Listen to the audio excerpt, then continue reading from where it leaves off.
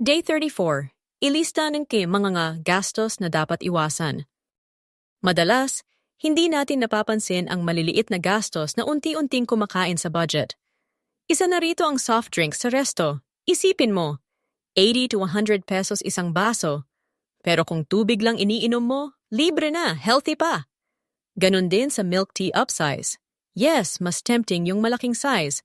Pero kung 30 to 50 pesos ang dagdag at monthly habit mo yan, parang isang matinong date na rin ang natipid mo. Para maiwasan ang mga ganitong gastos, isipin ang long-term impact ng maliliit na tipid hacks. Ang tamang diskarte sa gastos, mas may impact kaysa sa mahal na regalo. At the end of the day, hindi sa presyo na susukat ang pagmamahal, kundi sa effort at pag-aalaga.